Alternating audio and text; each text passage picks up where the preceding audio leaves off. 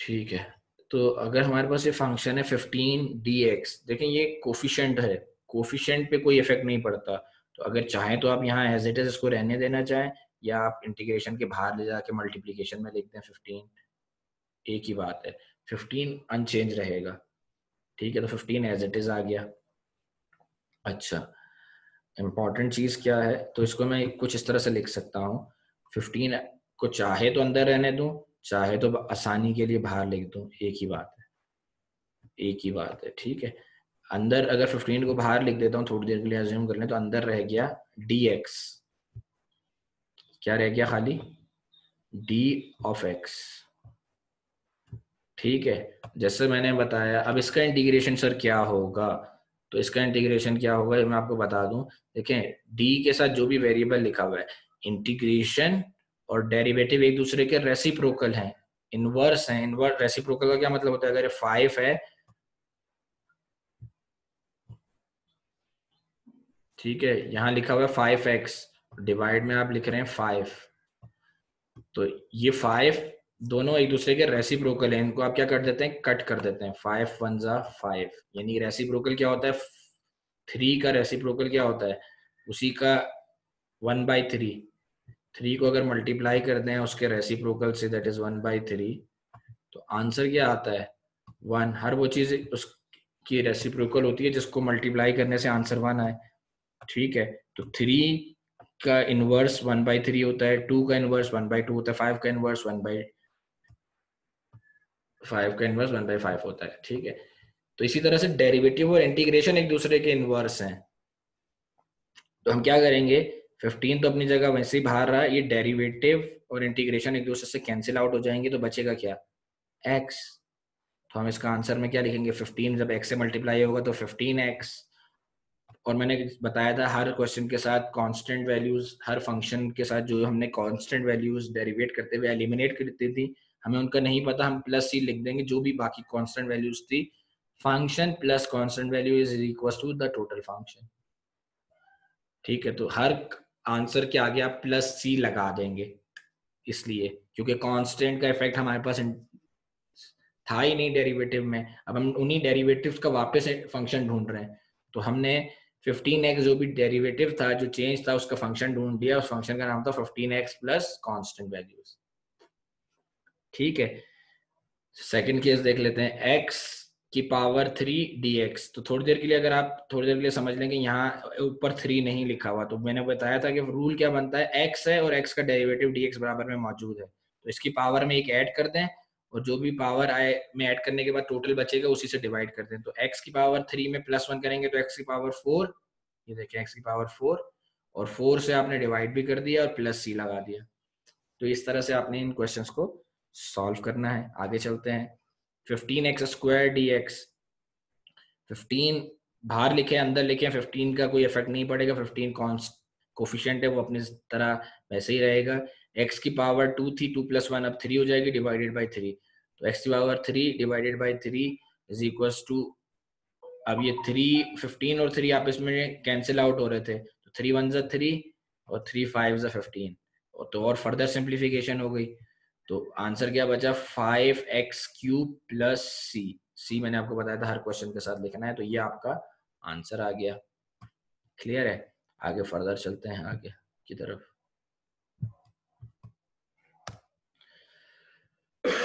अब ये एक फंक्शन है, इसमें बहुत सारे फंक्शंस आपस में एडिशन की फॉर्म में हैं, ये एक फंक्शन है प्लस ये एक फंक्शन है प्लस ये एक फंक्शन है, और सबके साथ dx लगा हुआ है। ये थोड़ी देर के लिए अज्यूम कर लें कि dx खाली 10 के साथ नहीं है, ये लिखने में इस तरह से लिखा हुआ है, एक्चुअली ये इस तरह से है, ये अंदर वाले सारे फंक्शन के साथ dx मल्टीप्लाई हो रहा है।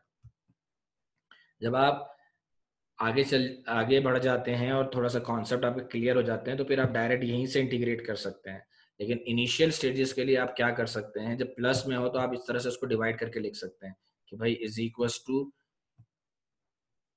इस फंक्शन को इधर से इंटीग्रेशन मल्टीप्लाई हो रहा है, इधर से dx मल्टीप्लाई हो रहा है, तो इस तरह से आप इसको लिख सकते हैं। किस तरह से मैं बताता हूँ आपको, आप इसको इस तरह से लिख सकते हैं, साइन ऑफ इंटीग्रल, ठीक है, एस को थोड़ी देर के लिए समझिएगा, साइन ऑफ इंटीग्रल है, लेकिन यहीं से कॉपी कर लेता हूँ, ठीक है, साइन ऑफ इंटीग्रल एस जो लिख रहा हूं इसको समझिएगा, साइन ऑफ इंटीग्रल लगा रहा हूं मैं। ठीक है, एक तरफ से आपके पास आता जाएगा 3x² और राइट साइड से क्या आएगा dx, फिर प्लस का साइन आएगा, फिर साइन एस नहीं है, ये साइन ऑफ इंटीग्रल है, थोड़ी देर में समझे। साइन ऑफ इंटीग्रल इधर से मल्टीप्लाई होगा, उधर से क्या आ रहा है 5x और राइट साइड से क्या आ रहा है dx plus sign of integral, S का मतलब साइन ऑफ इंटीग्रल है। ठीक है, प्लस इधर से 10 रह गया, उधर से dx आके मल्टीप्लाई हो गया। तो इस तरह से ये एक डेरिवेटिव आप इसका लिख सकते हैं, एक इंटीग्रल आप इसका लेंगे, एक इंटीग्रल इसका लेंगे, सबका इंटीग्रल लेने के बाद फाइनल जो आंसर आएगा उनको प्लस कर देंगे और आखिर में एक कॉमन सी सबके आखिर में लगा देंगे तो आपका आंसर आ जाएगा। तो थोड़ी देर के लिए समझेंगे कि ये लिखा हुआ था 3x²। ठीक है, 3x² का इंटीग्रल क्या होता है, 3 अपनी जगह वैसे ही, x की जब मैं x का डेरिवेटिव dx बराबर में मौजूद है, ये देखें यहाँ पे, तो x की इस पावर में एक ऐड कर दें तो 3 अपनी जगह वैसे ही रहेगा, x की पावर में एक ऐड करेंगे तो 2 + 1 3 और डिवाइडेड बाई भी 3 लिख देंगे। 3 से 3 कैंसिल आउट हो गया, इसलिए यहाँ पे खाली x³ रह गया। अच्छा, यहाँ पे देखिए हम 5 अपनी जगह वैसे ही है, x का डेरिवेटिव dx बराबर में मौजूद है, इसकी पावर 1 है, अभी 1 + 1 2 हो जाएगी और 2 से डिवाइड में भी लिख दिया आपने, तो 5x² डिवाइडेड बाई 2 प्लस 10 10 के साथ वही कॉन्सेप्ट होगा, 10 अपनी जगह वैसे ही, ये डेरिवेटिव ऑफ इंटीग्रेशन आपस में कैंसिल आउट हो जाएंगे और x रह जाएगा, तो ये डेरिवेटिव और ये इंटीग्रल का साइन कैंसिल आउट हो जाएगा, 10 अपनी जगह वैसे ही, इधर से x बच जाएगा वहां लिख देंगे और प्लस c कांस्टेंट हर एक के आखिर में हम लिख देते हैं। इस तरह से हमारे पास क्या होता है कि हमारे पास आंसर आ जाता है और एक कॉमन कांस्टेंट आ जाता है जो पूरे ओवरऑल फंक्शन के कांस्टेंट वैल्यूज थी, वो कुछ भी हो सकती हैं। ठीक है, वो जो शुरू में थी वो वैसे ही वही आ गई पूरी। हम c से रिप्रेजेंट कर देते हैं कि कांस्टेंट को क्योंकि हमने डेरिवेटिव में करते हुए एलिमिनेट कर दिया था, तो जो भी एलिमिनेट किया था वो वापस वैसे ही टैग कर दें वापस। ठीक है, कॉन्सेप्ट्स आपके क्लियर होने चाहिए, पक्के होने चाहिए। ठीक है, अब लॉग फॉर्मूला, क्यों मैंने आपको कहा था कि x की पावर -1 पे ये फॉर्मूला अप्लाई नहीं होगा। देखें, अगर आपके पास 1/x लिखा हुआ है तो 1/x को जब आप फंक्शन x को ऊपर लेके जाएंगे तो ये x की पावर -1 बन जाता है, -1। अब अगर आप फॉर्मूला लगाते इस पे वो वाला, x की पावर -1 का इंटीग्रल लेने लगते, ठीक है, तो आपके पास इंफिनिटी की तरफ चला जाता। डिफाइंड ऐसा कैसे हो सकता है कि जिसका हमने ऑलरेडी चेंज निकाला है, ये चेंज होता है एक तरह से, डेरिवेटिव है, डिफाइंड चेंज का फंक्शन इनडिफाइंड अनडिफाइंड हो जाए, यानी कि इंफिनिटी हो जाए। ठीक है, देखें अगर हम यहाँ करेंगे तो इस तरह से इसलिए यहाँ पे ये फॉर्मूला नहीं है, एक नया फॉर्मूला आपको दिया जाएगा जहां x की पावर 1/x लिखा हुआ है, इसका मतलब है x को जब सिंप्लीफाई करेंगे 1/, को तो हम, आपको याद होगा डेरिवेटिव में भी और इंटीग्रल में भी, जब 1/, में होता था तो उसको पावर में चाहे माइनस हो चाहे प्लस हो उसको पावर में कन्वर्ट कर देते थे ताकि हम उसकी डेरिवेटिव कर सके। इसी तरह इंटीग्रेशन में भी उसको पावर में कन्वर्ट कर देंगे तो डिनोमिनेटर में नहीं रखेंगे, न्यूमिनेटर में कन्वर्ट कर देंगे तो x 1/x को ऊपर ले जाके लिखेंगे तो x की पावर -1 dx। अगर हम ये पुराना वाला फॉर्मूला लगाते हैं, -1 को थोड़ी देर के लिए नजरअंदाज करते हैं, x का डेरिवेटिव dx बराबर में लिखा हुआ है, तो पुराना वाला रूल लगाते हैं कि x की पावर -1 और में +1 कर दें, जो भी पावर है उसमें +1 कर दें और फिर उसी से डिवाइड कर दें। ठीक है, तो -1 +1 से डिवाइड भी कर दें अगर,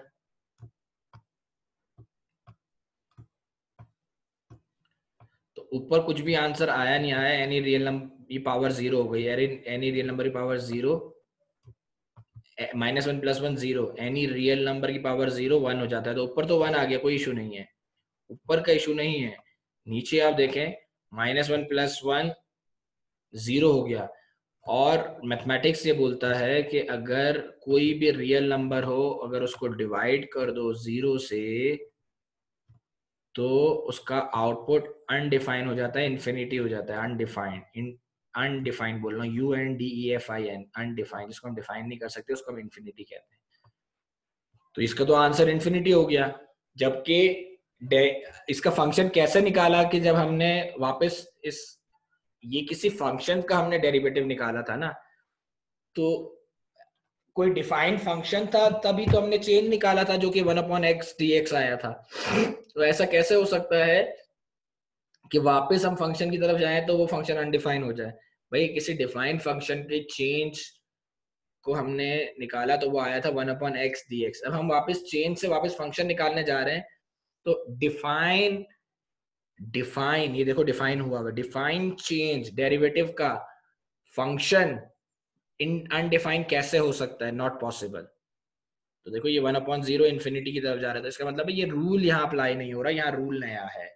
ठीक है, तो इसीलिए मैंने कहा था कि x की पावर -1 जहां आ रही हो, यानी कि 1/x की फॉर्म में गया, 1 x की पावर -1 में जहां आ रही हो, वहां ये वाला रूल नहीं लगेगा। वहां के लिए हम आपको नया रूल देंगे, दैट 1/x अगर dx हमारे पास x की पावर -1 dx लिखा हो तो इसको हम ln x प्लस c वाले फॉर्मूले से रिप्लेस कर देंगे। जब भी x की पावर -1 होगी, ठीक है, ये y की पावर -1 होगी, या z की पावर, जिस भी वेरिएबल की पावर -1 होगी, हम उसको इंटीग्रेट करते हुए उस फंक्शन के साथ जिसकी पावर -1 में आ रही है, उस फंक्शन के पीछे ln लगा देंगे, log of that function plus c।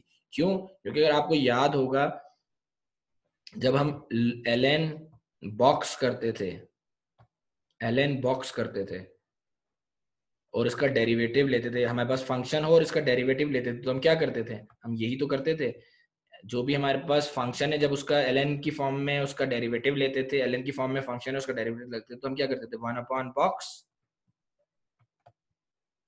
1/बॉक्स into derivative of box, अगर आपको पुरानी रूल्स याद हो लॉग वाले, इनटू डेरिवेटिव बॉक्स का डेरिवेटिव, ये तो करते थे। अब हमारे पास अगर ये है और उसका डेरिवेटिव निकालना है तो ये करते थे। अब अगर डेरिवेटिव इस तरह की फॉर्म में दिया हुआ है, वापस फंक्शन निकालना है तो ln फंक्शन कर देंगे, ln बॉक्स कर देंगे, बॉक्स में x है, y है, z है, कुछ भी है। देखें ln x होता था तो क्या हम करते उस टाइम? 1/x और x का डेरिवेटिव क्या होता? dx। अब अगर हमें इस फॉर्म में दिया हुआ है, इंटीग्रेशन की फॉर्म में ये दिया हुआ है 1/x, ये देखिए 1/x और इंटू dx, तो वापसी करते हुए, वापसी इसका इंटीग्रेट करते हुए, वापसी इसका फंक्शन ढूंढते हुए, सिंपल जो भी अपॉन में लिखा हुआ है इसके साथ ln लगा देंगे। तो जब डेरिवेट करते हुए जो करते थे उसी का इनवर्स इंटीग्रल करते हुए कर लेंगे। ठीक है, तो हमेशा याद रखें 1/x, x की पावर -1 में अगर हमारे पास फंक्शन होगा, या y की पावर या कोई भी वेरिएबल की पावर में -1 होगा, तो हमेशा उस फंक्शन के साथ लॉग लगा देंगे और प्लस कांस्टेंट है एज इट इज। अच्छा, सिमिलरली जब हम एक्सपोनेंट करते थे तो एक्सपोनेंट का फॉर्मूला क्या होता था? e की power box into derivative of box, e की power box into derivative of box. ठीक है, e की power box as it is लिख देते थे, बल्कि यहाँ मैं इक्वस टू लगा रहा हूँ, ये इक्वस टू का साइन है। e की पावर डेरिवेटिव, e की पावर एनीथिंग हो, जब उसका डेरिवेट करते थे तो हम क्या करते थे? e की पावर बॉक्स, पहले बॉक्स की फॉर्म में उसको एज इट इज लिख देते थे जैसा फंक्शन होता था, फिर multiply by derivative of box, जो भी बॉक्स में यहाँ लिखा होगा उसको यहाँ डेरिवेट करके मल्टीप्लीकेशन की फॉर्म में लिख देते थे। अब अगर हम देखें तो हम उसका इंटीग्रल निकाल रहे हैं, और इंटीग्रेशन में हम क्या करेंगे? ठीक है, इंटीग्रेशन में हम क्या करेंगे? एक मिनट वेट करें स्टूडेंट्स।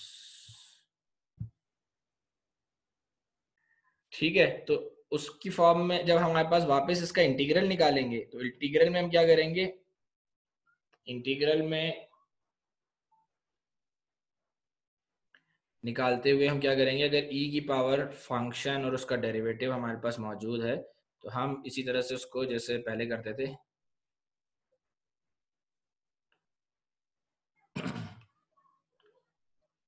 इस तरह से उसको इस फॉर्मूले से सॉल्व कर लेंगे। ठीक है, तो हमारे पास जो है वो आपके पास रिजल्ट्स आ जाएंगे।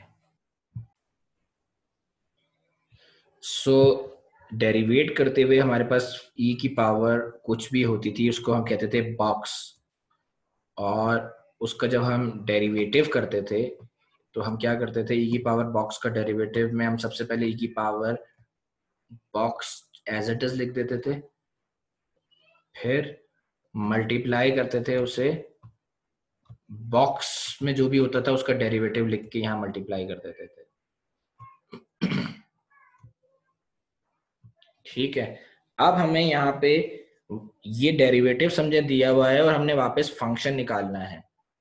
तो डेरिवेटिव करते हुए जो करते हैं, इंटीग्रेट करते हुए उसका उल्टा करते हैं। यहाँ e की पावर बॉक्स का डेरिवेटिव होता था e की power box as it is into derivative of box, जबकि हम अगर e की पावर बॉक्स का इंटीग्रेशन करेंगे तो इंटीग्रेशन करते हुए क्या करेंगे, फॉर एग्जांपल e की पावर बॉक्स, e की पावर एनीथिंग, पावर में फंक्शन लिखा हुआ है, f(x) लिखा हुआ है, यहाँ पे कुछ भी लिखा हुआ है, मैं उसको बॉक्स अज्यूम कर रहा हूँ पूरे को। तो इंटीग्रेट करते हुए क्या करेंगे, उसी तरह का काम करेंगे लेकिन थोड़ा सा डिफरेंट होगा। यहाँ e की पावर इंटीग्रेशन में अगर हम e की पावर बॉक्स को इंटीग्रेट करेंगे तो पहले e की पावर में जो भी होगा एज इट इज लिख देंगे, फिर डेरिवेटिव में क्या करते थे, मल्टीप्लाई में लिखते थे इस बॉक्स का डेरिवेटिव, बॉक्स का जो भी डेरिवेटिव होता था उसको मल्टीप्लाई में लिखते थे। इंटीग्रेशन में क्या करेंगे, बॉक्स का जो भी डेरिवेटिव होगा उसको डिवाइड में लिखेंगे, ये फर्क है। बॉक्स में का जो भी डेरिवेटिव है, देखें यहाँ मल्टीप्लाई में लिखते थे, यहाँ पे हम डिवाइड में लिखेंगे। तो इससे हमें आइडिया हो गया, अगर आप इसको दोबारा इसको इससे यहाँ वापस मल्टीप्लाई करें तो देखो box derivative of E, box derivative into E is original function. तो देखें हमारे पास अगर मैं बॉक्स डेरिवेटिव को वापस जाके इस ई से मल्टीप्लाई करूं तो हमारे पास ओरिजिनल फंक्शन आ जाएगा, इसीलिए हम ये काम करते हैं उल्टा। तो बस इतना याद रखें, इतने कन्फ्यूजन में जरूरत नहीं है कि जब हमारे पास डेरिवेटिव है ई की पावर बॉक्स का तो ई की पावर बॉक्स को एज इट इज लिख दें, फिर उसका बॉक्स का डेरिवेटिव लेके मल्टीप्लीकेशन में साथ लिख दें। जबकि इंटीग्रेशन करते हुए ई की पावर बॉक्स को पहले लिखने के बाद उसका बॉक्स का जो भी डेरिवेटिव हो उसको डिवाइड में ले जाकर लिखते हैं, बस इतना फर्क है ये जगह। ई की पावर फंक्शन और उसका डेरिवेटिव, तो ई की पावर फंक्शन पहले एज इट इज लिख दिया, फिर फंक्शन का डेरिवेटिव एफ डैश एक्स को डिवाइड में लिख दिया और प्लस सी सबके आखिर में लगा देना है।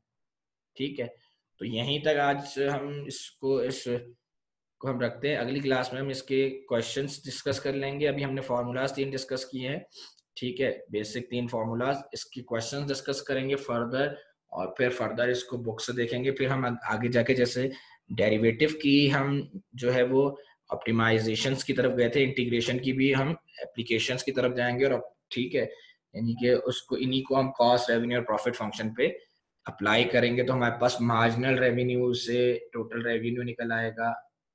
मार्जिनल कॉस्ट फंक्शन की मदद से हम कॉस्ट फंक्शन निकाल लेंगे, यानी कि मार्जिनल कॉस्ट से हम कॉस्ट फंक्शन आइडेंटिफाई करेंगे और मार्जिनल प्रॉफिट्स वगैरह से हम प्रॉफिट फंक्शन को आइडेंटिफाई करेंगे। तो फिर हम इसी इंटीग्रेशन की को हम रियल वर्ल्ड अपने बिजनेस सिनेरियोज की एप्लीकेशन की पे अप्लाई करना शुरू करेंगे।